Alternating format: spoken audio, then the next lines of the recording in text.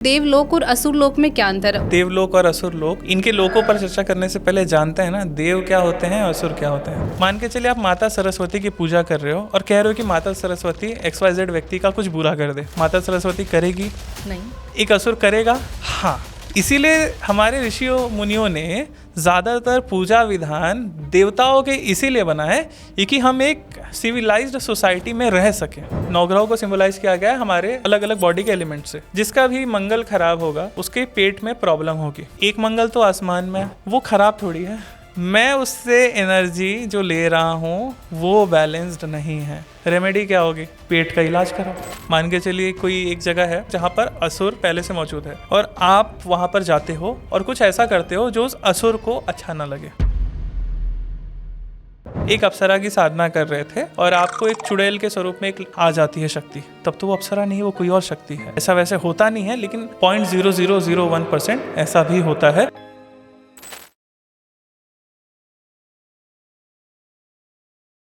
Hello everyone, स्वागत है आप सभी का इस रहस्यमयी पॉडकास्ट में, जहां हम बात करने वाले हैं देवलोक और असुर लोक के बारे में। आज तक हमने कहानियों में सुना है इनके बारे में और ये शायद कहीं ना कहीं कहानियों के ही लोक हैं, लेकिन आज हम बात करने वाले हैं इन्हीं सब के बारे में। जब भी हम देवलोक के बारे में बात करते हैं तो हमारे मन में एक पॉजिटिव और लाइट ऐसी इमेज बनती है, और जब भी हम असुर लोक के बारे में बात करते हैं तो हमारे मन में एक नेगेटिव और एक डार्क इमेज बनती है। तो आज इन्हीं सब सवालों के बारे में और इसी विषय पर बात करने के लिए हमारे साथ जुड़ रहे हैं एस्ट्रो रौनक पांडे जी। तो चलिए शुरू करते हैं आज का रहस्य भरा पॉडकास्ट और सर से ही जानते हैं इन सब में क्या अंतर है। नमस्ते सर। जय माँ। कैसे हैं सर आप? बढ़िया मैम। तो चलिए सर, मेरा आज का सबसे पहला जो क्वेश्चन है, और मुझे उसके बारे में ज़्यादा पता भी नहीं है और मुझे लगता है हमारी ऑडियंस को भी ज़्यादा नहीं पता होगा। तो सर बेसिकली आप मुझे पहले ये बताएं कि देवलोक और असुर लोक में क्या अंतर है और हम इसे कैसे समझ सकते हैं? इनके लोकों पर चर्चा करने से पहले जानते हैं ना देव क्या होते हैं और असुर क्या होते हैं, तब समझ पाएंगे कि एक्चुअल में है क्या टर्म। असुर शब्द से, जैसा आपने इंट्रो में कहा, कि एक इमेज कैसे क्रिएट होती है, काली, डरावनी, जहाँ पर एक अमानवीय लोग रहते होंगे, जहाँ पे अलग अलग चीज़ें होती हैं, है ना। शराब पी रहे हैं, नॉनवेज खा रहे हैं, मार काट चल रही है ना, ऐसी इमेज। बट बेसिकली जब वैदिक पीरियड में देखोगे, वैदिक ग्रंथों में देखेंगे तो कई सारे देवता, इंद्र, वरुण, ऐसे कई देवता है ना जो बहुत स्ट्रांग है। इनके लिए शब्द इस्तेमाल होता था असुर। अच्छा। एक अब ये कैसे, ये समझाने से पहले मैं एक टर्म समझाता हूँ जो लिंग्विस्टिक का है, भाषा विज्ञान का, जिसको कहते हैं हम अपभ्रंश, है ना। शब्द का अपभ्रंश हो जाना, जैसे आगे चल के शब्द का मीनिंग कुछ और हो जाना, ठीक है, अनर्थ हो जाना, हाँ कह सकते हैं। तब चर्चा करते हैं। जैसे आज हम सब्जी खाते हैं, बेसिकली जो सब्जी शब्द है ये है फारसी। अच्छा। सब्जी का अर्थ होता है केवल हरी सब्जी। अच्छा। लेकिन आज हम आलू को भी सब्जी कहते हैं, किसी भी चीज़ को भी सब्जी ही कहते हैं, पनीर को भी हम सब्जी ही कहते हैं। बिल्कुल। तेल मतलब क्या? तेल मतलब केवल तिल से निकला हुआ तेल को ही तेल कहते हैं एक्चुअल में। लेकिन अपभ्रंश होकर क्या हो गया, अब सरसों के भी जो उसे निकल रहा है उसको भी हम तेल कह रहे हैं, सोयाबीन, मूंगफली, सबको हम तेल ही कह रहे हैं। लुच्चा जो शब्द था वो उनके लिए प्रयुक्त होता था जो जैन मुनि, जो दिगंबर होते थे, बिना वस्त्र के नदी किनारे बैठकर जो ध्यान साधना करते थे, उनके लिए लुच्चा शब्द था। आज लुच्चा शब्द किधर उपयोग हो रहा है? शब्द का अपभ्रंश हो जाना। तो असुर शब्द वेदों में कई जगह पर ये आया है, जो देवता थे उनके लिए प्रयुक्त किया जा रहा था। अच्छा। आगे चल के क्या हुआ, यही चीज़ बदल गई। आगे के आचार्यों ने और भी जो हमारे पास रेफरेंस है, ग्रंथ है, उसमें असुर शब्द उपयोग किया एक्चुअल में, जिनको हम राक्षस या असुर कह रहे हैं उनके लिए। एक दो स्टोरीज आती है, थोड़ा कंट्रोवर्शियल है, लेकिन जो टेक्स्ट में यही देखने को मिलता है। जिन्होंने शराब नहीं पिया, सुर शराब को कहते हैं सुरा। अच्छा। जिन्होंने शराब नहीं पिया वो असुर कहला है। अच्छा। देवताओं ने शराब पिया, असुरों ने शराब नहीं की। थोड़ा कंट्रोवर्शियल है, लेकिन मैं टेक्स्ट के अनुसार चेंज कर दिया, कॉन्सेप्ट ही बदल गया। लेकिन एक्चुअल में देखा जाए, जो आज के हमारे अवधारणा है केवल शब्द की हेरफेर है। बाकी जो हमारी इमेज है माइंड में, जो हमारी कल्पना है कि असुर अलग होते हैं, थोड़े तामसिक होते हैं, देवता थोड़े सात्विक होते हैं, अलग होते हैं, तो ये बिल्कुल सही है। शब्द पे ना जाते हुए केवल हम असुर और देवताओं पर ही चर्चा करेंगे। बिल्कुल। असुर लोक क्या है? जैसे मान के चलिए जहाँ पर असुर लोग रहते हैं, ये हो गया असुर लोक। कई सारे असुरों के लोक होते हैं। एक हो गया देवलोक। देवता कहाँ रहते हैं? स्वर्ग में। तो स्वर्ग के जैसे और भी लोक होते हैं। अच्छा। जैसे चंद्रलोक, सूर्यलोक, ये वर्णन आता है प्रश्न उपनिषद में, जहाँ पर महर्षि पिपला वर्णन कर रहे हैं चंद्रलोक के बारे में, सूर्य लोक के बारे में, कौन कैसा कर्म करेगा इत्यादि इत्यादि, तो उसको वैसा वैसा लोक प्राप्त होता है, वहाँ पर देवता वास करते हैं। बेसिकली देवलोक से हमारे माइंड में आता है स्वर्ग, तो हम ऐसी वर्ड्स इस्तेमाल करते चलेंगे। इस पे बात करते हैं और डिटेल में जाते हैं कि इसकी शुरुआत कहाँ से हुई थी, कैसे हुई थी, ठीक है ना। असुर कौन है, देवता कहाँ से आया, बिल्कुल सर। इससे रिलेटेड भी बहुत सारी स्टोरीज हैं। जैसे कहीं पर आता है कि हिरण्याक्ष और हिरण्यकशिपु जो हुए दोनों आपस में ये दोनों जो भाई थे, इनसे असुरों की उत्पत्ति हुई, क्योंकि पैदा तो ऋषि की संतान ही थे ये दोनों, लेकिन कुछ कृत्य हुए थे जिसके वजह से दोनों असुर पैदा हुए। स्वभाव इनका असुरों वाला थे मानव ही असुर वाला स्वभाव था, जिसके वजह से इनकी कर्म गड़बड़ हुई तो इनको असुरों में गिना गया। जैसे रावण था तो मनुष्य, बिल्कुल, ऋषि विश्रवा के पुत्र थे रावण, लेकिन कर्म उनके कैसे थे, असुर वाले थे, गड़बड़ थे, तो उनको असुर की श्रेणी में डाल दिया। जैसे विष्णु पुराण के अनुसार देखा जाए, एक ऋषि की 2 पुत्रियां हुई, दिति और अदिति। दिति से हुए असुर राक्षस, अदिति से हुए देवता। अच्छा, तो ये दोनों अलग अलग चले, ठीक है, दोनों की क्वालिटीज डिफरेंट थी। अब बात करते हैं कि क्या असुर खराब होते हैं। तो सर ऐसे तो फिर देवता और असुर आपस में भाई भाई हो गए, भाई हो गए। अलग अलग वर्णन है अलग अलग ग्रंथों में। जैसे आप देखेंगे कहीं पर आएगा कि सबसे पहले ब्रह्मा जी उत्पन्न हुए, कहीं है कि सबसे पहले विष्णु जी थे, सबसे पहले शिव जी थे। हाँ, स्टोरीज अलग अलग है, अलग अलग मनवंतर, अलग अलग टाइम पीरियड्स की हैं, अलग अलग सिंबॉलिक मीनिंग्स की हैं, ठीक है। जब तक सारे ग्रंथ सारे पुराण न पढ़ें तब तक उसका समराइज्ड हमको नहीं समझ में आएगा। कॉन्ट्रोवर्शियल नहीं है, आपस में कॉन्ट्रडिक्ट नहीं कर रहे हैं, ये मीनिंग कुछ और है, समय का कुछ और था। किसी मनवंतर में विष्णु जी पहले आए, किसी मनवंतर में शिव जी पहले आए, किसी मनवंतर में ब्रह्मा जी पहले आए। कहते हैं ना, कहीं कहते हैं कि ब्रह्मा जी ने पृथ्वी रची, सबसे पहले ब्रह्मा जी थे, फिर विष्णु जी आए, फिर शिव जी आए। कहीं आए सबसे पहले शिव जी थे। अच्छा, कहीं पर वर्णन आता है कि सबसे पहले देवी थी। तब ये ही संप्रदाय बनते चले गए। कैसे, जिन्होंने ये माना कि सबसे पहले देवी थी, शक्ति थी, वो शाक्त संप्रदाय हो गए कि सबसे सुप्रीम कौन है, देवी है। आगे चल के क्या हुआ, कई बोले कि शिव जी पहले थे, हम शिव पुराण मानते हैं, तब शिव जी परमात्मा, तो ये हुए शैव। आगे चल के क्या हुआ, हम तो देख रहे हैं प्रत्यक्ष परमात्मा अग्नि है, सूर्य है, सविता है, तो हम ये हो गए सौर्य, सूर्य ही परमात्मा है, सूर्य से सूर्य के बिना ब्रह्मांड नहीं चलता, फला फला, तो ये सौर्य हो गए। अच्छा, आगे चल के कुछ ने बोला कि सबसे पहले तो गणपति हुए, क्योंकि जैसे देखेंगे शिव पुराण में वर्णन आता है ना कि जब शिव और पार्वती माता की जब शादी हो रही थी तब उसमें गणेश जी की पूजा करने का विधान आया। अच्छा, मतलब शिव और माता पार्वती की विवाह चल रही है, तो वहां पे अब गणेश जी की पूजा करनी है। तो सर ये तो वहां पे कैसे? कंफ्यूजन हो गया कि भाई ये क्या हो रहा है, मतलब अभी तो गणेश जी आने के हैं, वही ना, लेकिन कंटेक्स्ट क्या है। गणेश जी शिव एक बार नहीं हुए, मतलब लोक के अनुसार देखा जाए इस पृथ्वी पर कई बार हुए। जैसे एग्जाम्पल से समझते हैं ना, हनुमान चालीसा में आता है लाइन, चारों जुग प्रताप तुम्हारा है प्रसिद्ध जगत उजियारा। चारों युग, युग कौन से, सतयुग, त्रेता, द्वापर, कलयुग। हनुमान जी कब हुए, सतयुग में। अच्छा, तो हनुमान जी अमर हुए, अमर का वरदान दिया राम जी ने सतयुग में, सतयुग, द्वापर, त्रेता, तो 3 ही तो युग हुए, कलयुग 3 ही हुए ना। तो यहाँ पर होना चाहिए तीनों जुग प्रताप तुम्हारा, लेकिन चारों जुग बोला गया है, मतलब सतयुग में भी हनुमान जी थे। कैसे, सतयुग, त्रेता, द्वापर, कलयुग, इसके बाद रिपीट होता है, वापस से सतयुग आएगा, तो हनुमान जी चारों इसमें हैं। तो उसी प्रकार से राम जी कई बार हुए, कई बार उन्होंने अपना शरीर त्यागा, कई बार राम जी अवतरित हुए, अलग अलग फॉर्म में हर युग अलग अलग। अभी जो चल रहा है ये 28वां चल रहा है राउंड। अच्छा, 28 बार रामायण हो चुकी है, इसीलिए हमारे पास जो रामायण के ग्रंथ भी पाए जाते हैं ये अलग अलग होते हैं। कहीं पर है कि लक्ष्मण रेखा खींची थी, कहीं पर है कि नहीं खींची थी। तो जैसे देखा जाता है रामायण में, वाल्मीकि रामायण और तुलसीदास की रामायण में, दोनों में भी कई सारी चीज़ें कॉन्ट्रडिक्ट करती हैं आपस में। इसका मतलब ये नहीं कि वाल्मीकि जी सही थे कि तुलसीदास सही थे, ठीक है। तुलसीदास जी जब रामचरितमानस लिख रहे थे तो कई सारे उससे भी रिलेटेड स्टोरीज आती हैं कि पहले तुलसीदास रामचरितमानस संस्कृत में लिखते, संस्कृत में तुलसीदास लिखते और सुबह तक सारे श्लोक सारे गायब हो जाते। फिर एक दिन भगवान शिव उनके स्वप्न में आए, बोले कि नहीं संस्कृत में मत लिखो, अवधी में लिखो। ऐसी स्टोरी एक प्रचलित है। आगे चल करके और स्टोरीज आती हैं कि जिसमें तुलसीदास को काक भुशुंडी की सिद्धि प्राप्त थी। मतलब काक भुशुंडी जो थे रामायण काल के कौवे का स्वरूप है ना, तो तुलसीदास को काक भुशुंडी आकर के बताते थे अच्छा। कि अब ये हुआ, अब वो हुआ। तो तुलसीदास अभी लिखे ना, आज से 200-400 साल पहले, तो अभी जो पैरेलल यूनिवर्स में चल रहा है रामायण, जैसे यूनिवर्स भी कई सारे होते हैं, मल्टीवर्स होते हैं, तो जैसे हमारे इसमें यूनिवर्स में अभी क्या चल रहा है, कलयुग, कहीं पर त्रेता चल रहा होगा। अच्छा, ये तो सारे वहाँ से- पैरेलल चलते हैं। हाँ, पैरेलल भी चलते हैं, कई जगह टाइम आगे, कई जगह टाइम पीछे। तो ये ज्ञान काकभूषुंडी तुलसीदास को दे रहे थे। ऐसी भी कथा प्रचलित है, ठीक है।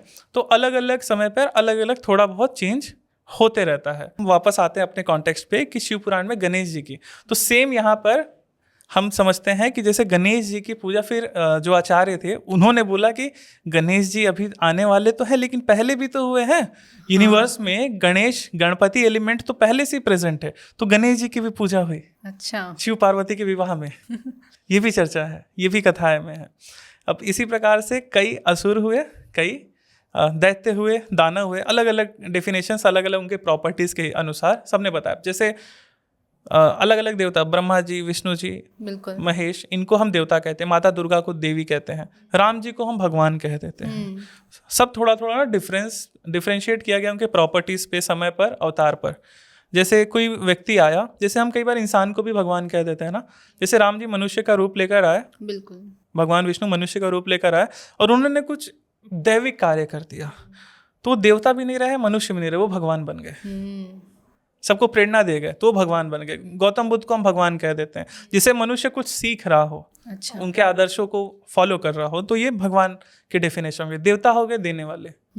तो जब भगवत गीता में भी जैसे भगवान कृष्ण कह रहे हैं कि जब प्रजापति ब्रह्म ने सृष्टि का निर्माण करा, तो एक व्यवस्था बनाई कि मनुष्य देवताओं को तृप्त करेंगे, देवता मनुष्य के तृप्त करेंगे। मतलब क्या? देवता, आप पेड़ को भी मानते हो, पेड़ को आपने पानी दिया, उसको फीड किया, तो पेड़ आगे चल के आपको अनाज देगा, फल देगा, तो आप वो खा रहे हो। मतलब आपने कुछ दिया, बदले में आपको यूनिवर्स ने गिव एंड टेक दिया, उसको बदले में आपको कुछ मिला। उसी प्रकार से जैसे आप देवी देवताओं के लिए अगर आपने हवन कर दिया, उनकी पूजा में उनको भोग दे दिया और एक अपनी विश मांग ली, तो बदले में देवता आपको वो विश पूरी कर देते हैं। बस आपका जो करने का तरीका है, यही करने के तरीके को हम कह देते हैं तंत्र। वैदिक काल में यज्ञ होता था, तो उसको हम वैदिक कहते हैं। पौराणिक काल में स्टार्ट हुआ हमारा विग्रह पूजा, जिसको मूर्ति में प्राण डालकर उसकी पूजा करना, मूर्ति में देवी देवता आते थे, वो हुआ। तंत्र में क्या हुआ, आप डायरेक्ट या तो मंत्रों से देवता से बात कर लेते, या फिर देवता को डायरेक्ट बुला लेते, या फिर मूर्ति में स्थापित करके यंत्रों के द्वारा, मंत्रों के द्वारा, शाबरी मंत्रों के द्वारा ये टेक्निक आप फॉलो करते हो। तो ये तंत्र थोड़ा सा इससे अलग हो गया, थोड़ा सा ईजी हो गया, बाकी परंपरा में ही है, भारतीय चीज़ ही है। इसी प्रकार से ना, अब जैसे मान के चलिए, जैसे एग्जांपल दिया मैंने कि देवताओं को कुछ आप दोगे तो देवता बदले में कुछ देंगे, उसी प्रकार से कई लोग, भी ऐसा कुछ कॉन्सेप्ट है सर? सेम, कई लोग असुरों की पूजा करते हैं, तो असुर भी बदले में उनको कुछ देते हैं। जैसे जो ब्लैक मैजिक टर्म है, जो ज़्यादातर वेस्ट में चलता है, लाइक इजिप्ट में, इजराइल में, यहाँ पर लोग ज़्यादा काली शक्तियों की पूजा कहते हैं ना, जिसमें शैतान चलते हैं। जैसे वुडू बना करके, जैसे वुडू दोनों में थोड़ा सा डिफरेंस कहते हैं। वुडू मतलब हीलिंग के लिए काम आता है, हुडू मतलब जिसके लिए ब्लैक मैजिक जैसे क्रिया कर रहे हैं, तो उसके लिए थोड़ा सा, लेकिन मैं एक ही बात बोल रहा हूँ, पुतला बोल रहा हूँ मैं, ठीक है, इजीली समझ में आएगा सबको। पुतला बना करके जिसमें कुछ पिन डालना इत्यादि इत्यादि क्रिया करते थे, ब्लैक मैजिक के अंदर। इसमें उग्र शक्तियाँ, लाइक जिसको अमसुर कह रहे हैं, शैतानी शक्तियाँ चल रही है। जैसे इस्लाम में उसको हम शैतान बोल देते हैं, क्रिश्चियनिटी में डेविल, एविल, डेविल, इस प्रकार से शब्द उपयोग होते हैं। तो वही शैतानी शक्तियाँ या फिर राक्षस या फिर आसुरिक शक्तियों की भी आप पूजा करोगे, तो भी बदले में आपको कुछ मिलेगा। लेकिन क्या मिलेगा? जो हम मांगेंगे, जो आप मांगोगे, डिपेंड करता है। मान के चलिए आप माता सरस्वती की पूजा कर रहे हो और कह रहे हो कि माता सरस्वती XYZ व्यक्ति का कुछ बुरा कर दे, माता सरस्वती करेगी? नहीं। एक असुर करेगा? हाँ। इसीलिए हमारे ऋषियों मुनियों ने ज़्यादातर पूजा विधान देवताओं के इसीलिए बनाए कि हम एक सिविलाइज्ड सोसाइटी में रह सके। अच्छा।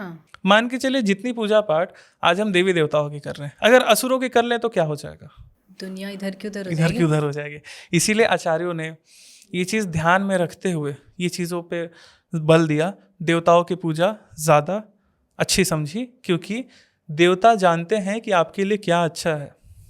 असुर को इससे मतलब नहीं है कि आपके लिए क्या अच्छा है, आपने उसको उसका भोग दिया, बदले में वो आपको जो चाहिए वो दे देगा, दैट्स इट। भला बुरा से आपको उसको कोई लेना देना, उनका क्लियर है, तू मुझे ये दे मैं तुझे ये दूंगा। प्रोटेक्शन चाहिए, प्रोटेक्शन देंगे, सब करेंगे। बस ये थोड़ा सा स्वभाव दोनों का अलग है, इसलिए ये देवता है और वो असुर है। तो सर ये दोनों लोग एक्चुअल में होते हैं या फिर सिर्फ एक एनर्जी है जो हम फील करते हैं हमारे आसपास? लोक भी होते हैं और ये एंटिटीज भी होती हैं। अच्छा, मतलब एक पर्टिकुलर जगह होती हैं? पर्टिकुलर जगह भी होती है, हमारे आसपास भी होते हैं। अच्छा। अब जैसे यहाँ पे आसपास में कहाँ होंगे? मंदिरों में होंगे। और असुर कहाँ होंगे? गंदी शक्तियाँ कहाँ होती है? जैसे कोई पेड़ कह दे XYZ, या फिर शमशान कह दे, कब्रिस्तान कह दे, यहाँ पर ये सब रहती हैं। तो अब मान के चलिए एक और क्वेश्चन आएगा, दिखते क्यों नहीं है? हाँ एग्जैक्टली, दिखते क्यों नहीं है? मैं क्रॉस क्वेश्चन करता हूँ, ब्रह्मांड में इतने मीटियोर्स फट रहे हैं, हमको आवाज़ क्यों नहीं आ रही है? बहुत दूर है ना सर वो। बता रहा हूँ, मैंने ये हाथ टच किया, आवाज़ क्यों नहीं आ रही है? क्यों? क्योंकि हमारे सुनने की क्षमता कितनी है?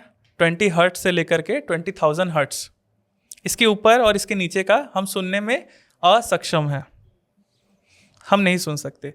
यहाँ से हम कितनी दूर की चीज़ें देख सकते हैं? होगा 1 किलोमीटर 2 किलोमीटर, उसके आगे तो नहीं दिखेगा। इसका मतलब ये थोड़ी कि उसके आगे दुनिया नहीं है, दुनिया है ना। उसी प्रकार से केवल इस कारण से कि मैं दूर की चीज़ें नहीं देख पाता हूँ, या फिर इस फ्रीक्वेंसी से ऊपर या नीचे की चीज़ें नहीं सुन पाता हूँ, ये क्लेम करना कि वो चीज़ एग्जिस्ट ही नहीं करती है, वो तो गलत है। वो गलत है। और जाने अनजाने में हम सब यही कर रहे हैं। अगर आपको दूसरे एलिमेंट की चीज़ें देखनी है, मतलब हमारा शरीर किससे बना है? पंच तत्वों से। बिल्कुल। पंच तत्वों से रिलेटेड सारा कुछ हम देख लेते हैं, हवा नहीं देख पाते हैं। बिल्कुल। हम जिस एलिमेंट से बने हैं, हम वही चीज़ पूरी नहीं देख पाते हैं। इसका मतलब हवा नहीं है। AC चल रही है, पंखा चल रहा है, हवा तो आ रही है, ये तो वही बात फील हो रही है। ये तो वही बात हुई ना सर कि जैसे मैंने ताजमहल नहीं देखा तो इसका मतलब ये थोड़ी ताजमहल है ही नहीं। बस वही।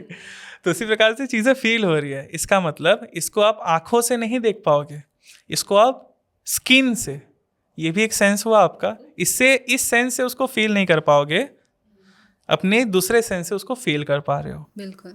तो हमारा जो 6 सेंस कहते हैं, या फिर जिसको सूक्ष्म दृष्टि कहते हैं, इसको एक्टिव करने के बाद हम अदर डायमेंशन की एंटिटीज से, ऊर्जा से कनेक्शन बना पाते हैं और उनको देख भी पाते हैं। तरीके अलग हैं, बस उनको एक्टिव करने के प्रोसेस जो होते हैं उसको हम जाप, ध्यान, मंत्र, चैंटिंग इत्यादि कहते हैं, वो है। अच्छा, तो सर क्या लोगों में जैसे नॉर्मल इंसान है उनमें भी दैविक और असुरिक शक्तियाँ होती हैं? देखिए, सारा खेल प्रॉपर्टीज़ का है। अच्छा। प्रॉपर्टीज़ मतलब गुण कैसे हैं आपके। अगर आप बुरे काम कर रहे हो तो असुर के गुण हैं, अच्छे काम कर रहे हो तो देवताओं के गुण हैं, दैट्स इट। इतना सा ही कॉन्सेप्ट है बस इतना सा ही कॉन्सेप्ट है, ज़्यादा कॉम्प्लिकेट करने की ज़रूरत नहीं है। इसलिए अब ये बोल देंगे कि हमारे अंदर जो एसिडिटी हो रही है ये असुर पैदा करता है, बहुत फैसिनेटिंग बात लगेगी, लेकिन ऐसा कुछ नहीं है। आपके अंदर एसिडिटी इसलिए हो रही है, आपका गुस्सा इसलिए आ रहा है क्योंकि आप गुस्से में हो। अच्छा। केमिकल रिएक्शंस इस वजह से ऐसे हुए हैं आपके बॉडी में। अच्छा। हर चीज़ को, हर फंक्शन को डिविनिटी से या फिर निगेटिव एंटिटी से जोड़ना उचित नहीं है।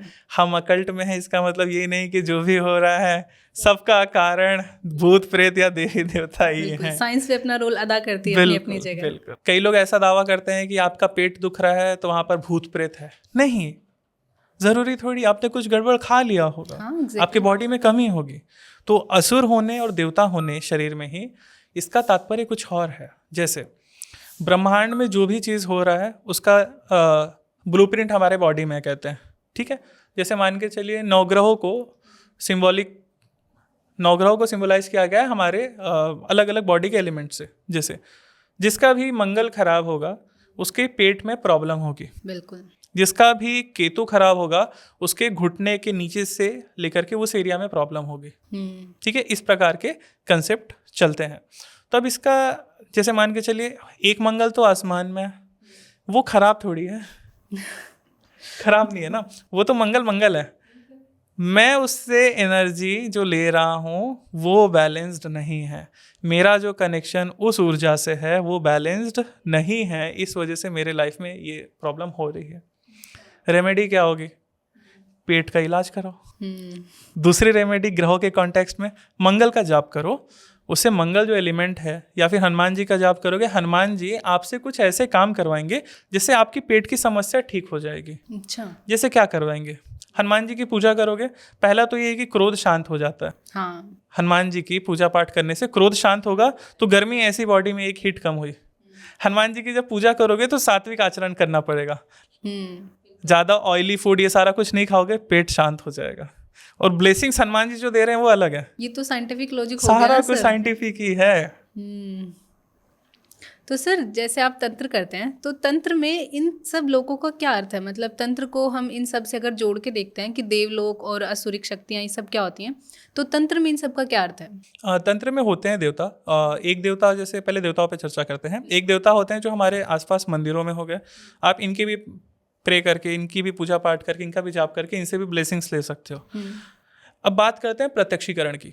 शक्तियाँ आती कैसी हैं, दिखती कैसी हैं? भले स्वप्न में आ रही हैं, मानसिक बातें कर रही हैं, या फिर सामने खड़ी हैं। तो मान के चले एक एंटिटी ले लेते हैं, अप्सरा या फिर कोई देवी देवता। जैसे आप स्वर्ग के उस देवी देवता की या फिर अप्सरा की साधना करते हो, वो अप्सरा आपके सामने आ जाती है। दैट मीन्स वो अप्सरा वहाँ से आई है, वो एड्रेस भी दे रही है कि मैं यहाँ से आई हूँ, XYZ ऐसा ऐसा सीन है। ठीक है। दूसरा, आपने किसी असुर की साधना करी और वो असुर लोक से या फिर XYZ किसी जगह से आया है। जैसे मान के चलिए प्रेतों की साधना करते हैं, तो प्रेत कोई शमशान से आ जाते हैं, या फिर शमशान में बैठकर प्रेत की साधना करते हैं, या फिर घर पे कर रहे हैं कोई शमशान से, या फिर आसपास भटकता हुआ कोई प्रेत आपके पास आ जाता है। तो प्रेत जिस स्थान पे रह रहा है उसको हम क्या कह देंगे? प्रेत का लोक।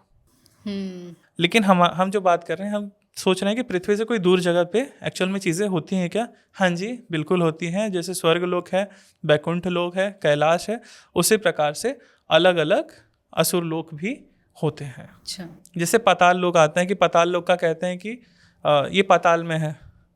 ठीक है, पाताल लोक पाताल में, पृथ्वी के नीचे है। नाग लोक भी वहीं कहीं हैं आसपास। तो उसी प्रकार से सभी का अलग अलग एरिया है, सब अलग अलग जगहों पे वास करते हैं।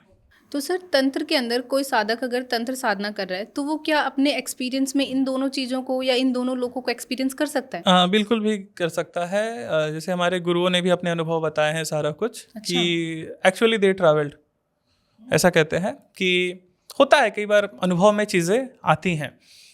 जब आप ध्यान करते हो, मेडिटेशन करते हो, तो कहते हैं क्या बता रहा हूँ, जो है हमारी जो सूक्ष्म शरीर है, हमारे 3 शरीर, एक स्थूल शरीर फिजिकल बॉडी, बिल्कुल, एक कारक शरीर मतलब जिसमें हमारा कर्म फल का स्टोरेज हो रहा है। जैसे हम कर्म करेंगे उसके अनुसार उसमें स्टोर होते जा रहा है, उसके अनुसार हमको रिजल्ट मिलेगा आगे चल के। एक हो गया सूक्ष्म शरीर जिसको हम सोल, आत्मा, मन, ये सारा कुछ कहते हैं। हमारा सूक्ष्म शरीर और कारक शरीर दोनों साथ में चलते हैं जब हमारा शरीर यहीं रह जाता है। ठीक है। तो उसी प्रकार से कई योगा के प्रैक्टिसेस ऐसे हैं जिसमें आप अपने सूक्ष्म शरीर को या फिर थोड़ा बॉडी का अंश, अपनी कॉन्शियसनेस निकालते हो अपने बॉडी से और थोड़ा ट्रैवल करके आते हो। अच्छा। ऐसा कई जगह वर्णन भी आया है, कई लोगों ने अपने अनुभव भी बताया है। और वो ट्रैवल ज़रूरी नहीं है कि इसी पृथ्वी पर ही हो, दूसरे लोक में भी हो सकता है। दूसरे लोक में भी हो सकता है, जैसे स्वर्ग जा सकते हो आप, नर्क जा सकते हो, वहाँ जाके अब आओगे कि नहीं आओगे इसकी गारंटी नहीं है, ट्रैवल कर सकते हो। लेकिन पहले के जो ऋषि मुनि हैं उनका जैसे चर्चा आता है कि एक ऋषि मुनि पृथ्वी पे थे, वो स्वर्ग चले गए, बैकुंठ चले गए विष्णु जी से मिलने। अच्छा। इस प्रकार के आते हैं ना वर्णन। जैसे भृगु महर्षि थे, उन्होंने जैसे विष्णु जी के सीने पे लात मार दी थी, इस प्रकार की स्टोरीज आती। तो मतलब ये जा रहे हैं, एक्चुअली वो आते जाते रहते थे। इस मतलब कुछ है शक्तियाँ जो आप अलग अलग लोकों में जा सकते हो। और तंत्र के थ्रू हम तंत्र के थ्रू भी जा सकते हो। जैसे तंत्र के थ्रू कहें या फिर ये योगा का पार्ट है।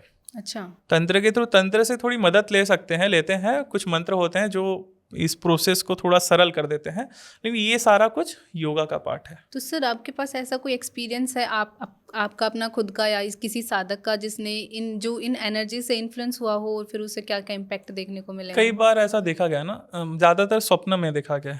अच्छा। तो उस पर मैं ज़्यादा चर्चा नहीं करना चाहता। अच्छा। प्रैक्टिकल कुछ अनुभव, मेरा अनुभव कि मैं इस शरीर से निकल के किसी लोक गया हूँ। अच्छा।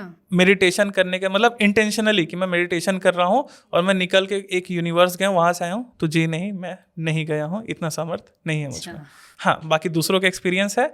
हाँ, कुछ एक्सपीरियंस छिटपुट कह सकते हैं कि सोने के दौरान या फिर जब मेडिटेशन में रमण की स्थिति होती है तो कई जगह लगता है कि हम ट्रैवल किए हैं, बट वो सत्य है कि नहीं है इसकी गारंटी मैं खुद नहीं लेता, इसका प्रचार मैं खुद नहीं करता। क्यों? क्योंकि मैं योगा नहीं सिखाता हूँ।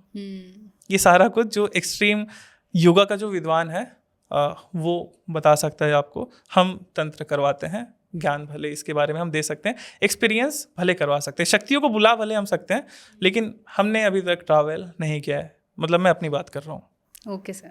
तो सर जैसे कि हम सबने सुना है कि देवलोक और असुरलोक के बारे में इनकी एनर्जीज पॉजिटिव नेगेटिव होती हैं, वैसे तो सर इनके नाम से ही कहीं ना कहीं क्लेरिफाई होता है, या यूँ कहें कि हमारे माइंड में इनको लेके एक मिसकंसेप्शन है कि देवलोक की एनर्जीज पॉजिटिव होती हैं और असुरलोक की एनर्जीज नेगेटिव होती हैं। तो सर क्या ये सच में ऐसा होता है? पॉजिटिव नेगेटिव किसके लिए? अगर सिविलाइजेशन के हिसाब से देखें, संपूर्ण मनुष्य समुदाय के अनुसार देखें तो देवता पॉजिटिव होते हैं और इनकी निगेटिव होते हैं। क्यों?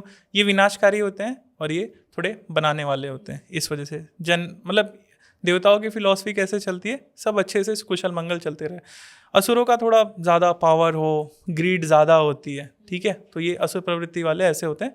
तो ह्यूमन सोसाइटी के हिसाब से देवता उचित हैं। लेकिन अगर बात करें किसी इंडिविजुअल पर्सन की, तो उसके लिए पॉजिटिव और निगेटिव जो है टर्म ये बदलेगा। अच्छा। जैसे मान लीजिए कोई व्यक्ति ग्रीडी है या फिर कुछ बुरा चाहता है, बस पावरफुल होना चाहता है शॉर्टकट में, और देवताओं की पूजा करके पावरफुल नहीं हो रहा है, तो उसके लिए देवता नेगेटिव हो जाएंगे। हाँ बिल्कुल। असुर उसको जल्दी दे देंगे तो असुर उसके लिए पॉजिटिव हो जाएंगे। तो चीज़ें वैरी करती हैं। अब बड़े समुदाय के अनुसार देख रहे हैं तो हाँ देवता पॉजिटिव हैं, अगर इंडिविजुअल के अनुसार देख रहे हैं तो इट डिपेंड्स। तो अगर आज की मॉडर्न लाइफ से हम इन चीज़ों को जोड़ के देखें तो सर जैसे कभी हम सुनते हैं या हमें कोई कहता है कि नेगेटिव एनर्जीज हैं, तो क्या इन सब का भी असुरों से कनेक्शन है या असुर लोग की कोई एनर्जीज हैं ये सब? हर बार नहीं होता है, लेकिन कई बार होता है कि जैसे मान के चलिए कोई आसुरी शक्ति आपसे कांटेक्ट बना ले। मान के चलिए कोई एक जगह है XYZ, कोई भी गंदी जगह या फिर XYZ जगह जहाँ पर असुर या फिर कोई एक आसुरी शक्ति पहले से मौजूद है, और आप वहाँ पर जाते हो और कुछ ऐसा करते हो जो उस असुर को अच्छा ना लगे, तो वो असुर आपके पीछे पड़ जाएगा, आपकी बॉडी पे लग जाएगा। अच्छा। इसे ही हम कई बार कहते हैं, जैसे कहते हैं ना भूत प्रेत लग गया है, भूत प्रेत। हाँ, जैसे कई बार तो जैसे बॉडी पे भूत प्रेत आ जाते हैं तो बोल भी देते हैं कि मैं वहाँ पर बैठा हुआ था, मेरे बबूल के पेड़ के नीचे इसने यूरिन कर दिया, इसलिए मैं गुस्सा होकर के इसके साथ आ गई हूँ फलाना ढिमकाना। इस प्रकार से भी चलता है। तो फिर वो ऐसे ही शक्तियाँ होती हैं, आसुरी शक्तियाँ, फिर ऐसे भूत प्रेत निम्न योनि की जो शक्तियाँ हैं ये सारी होती हैं। तो ये बॉडी पे लग जाती है तो ऑब्वियसली व्यक्ति इन्फ्लुएंस होता है, उसका काम रुक जाता है, बॉडी पेन करने लगते हैं, बीमार पड़ने लग जाता है, निगेटिव होने लगता है। तो उसके बाद वो बेसिकली हीलिंग लेने के बाद वो ठीक भी हो जाता है। तो सर बेसिकली हम कौन कौन सी चीज़ों को इन असुरिक शक्तियों से जोड़ सकते हैं? नज़र लगना थोड़ा अलग है, ठीक है, वो तो एनर्जी वाला सीन है। लेकिन अगर आसुरी शक्तियों से तो मान के चलिए बहुत सारी शक्तियाँ होती हैं, जैसे पिशाच, भूत, ब्रह्म राक्षस, इस प्रकार के जो होते हैं ना, या फिर जो शैतान होते हैं, इस प्रकार के जो निगेटिव काम करवाने के लिए जो शक्तियों का अधिकतर इस्तेमाल किया जाता है ब्लैक मैजिक के अंतर्गत, या फिर और भी कई सारी शक्तियाँ होती हैं गंदी खबीस जैसे, ये सबको भी आप आसुरी के अंतर्गत ले सकते हैं। हाँ, जैसे राक्षस भी होते हैं कई सारे, तो उनको भी आप आसुरी शक्तियों के अंदर ले सकते। जैसे मान के चलिए देवता हो गए पॉजिटिव इस एस्पेक्ट में, असुर हो गए नेगेटिव, जो अच्छा कर रहे हैं वो देवता, जो कर रहे हैं वो असुर। सर असुर लोग की जो एनर्जीज होती हैं, क्या हम उनको भी पॉजिटिव वे में ले सकते हैं किसी ट्रांसफॉर्मेशन के लिए या अपने भले के लिए? हाँ बिल्कुल ले सकते हैं। जैसे कई हीलर्स होते हैं, वो किसी आसुरी शक्ति को अपने सिद्ध करके रखते हैं और उससे हीलिंग का काम कर रहे हैं। जैसे मान के चलिए कोई एक गंदा शक्ति है किसी की बॉडी पे लग गया, लाइक भूत प्रेत, या फिर कोई बहुत उग्र शक्ति, खबीस जैसी शक्ति, गंदी शक्ति, हाई लेवल वाली शक्ति किसी की बॉडी पे लग गई है और वो क्लींस नहीं हो रही है, हील नहीं हो पा रही है। और यहाँ पर कई बार ये भी होता है कि जैसे देवी देवता जो बहुत सात्विक होते हैं, वो शक्ति से लड़ने में भी घृणित समझते हैं कि हाँ इससे कौन लड़ेगा, इसको छू के भी अछूत, मतलब उस प्रकार का नहीं करते हैं कई बार। तो यहाँ पर ना कुछ गंदी शक्तियाँ होती हैं। अच्छा। या फिर कोई आसुरी शक्ति जिसको आपने वश में कर लिया है या फिर उसको सिद्ध कर लिया, उसकी ब्लेसिंग्स आपके साथ है बेसिकली, तो उससे आप वो काम करा के उसकी पर्सन की क्लिनजिंग कर सकते हो। अच्छा। उसका भला भी कर सकते हो, डिपेंड करता है ना। जैसे मान के चलो उसका भोग दे करके किसी को परेशान कर दो या भोग दे करके किसी का भला कर दो, तो चीज़ आपके ही हाथ में है। वही सेम मोबाइल भलाई के लिए भी उपयोग हो सकता है, बुराई के लिए भी उपयोग, पहलू होते हैं। बस सेम वही सीन है। आप कैसे हो, आपको क्या चीज़ की नीड है, उस पर डिपेंड करता है। ऋषियों ने, देवताओं ने जो देखा, जो सबसे उचित लगा, ग्रंथों में उन्होंने बताया कि देवता हमारे लिए पर्याप्त है, बिल्कुल। असुरों तक जाने की ज़रूरत नहीं पड़ती। बेसिकली मनुष्य को क्या चाहिए? पैसा चाहिए होता है, हेल्थ चाहिए होता है, health, wealth, family money, relationship, बिल्कुल। ये अच्छा चले बस। तो ये देवताओं से मिल रहा है ना, और ऐसा क्या ही चाहिए आपको?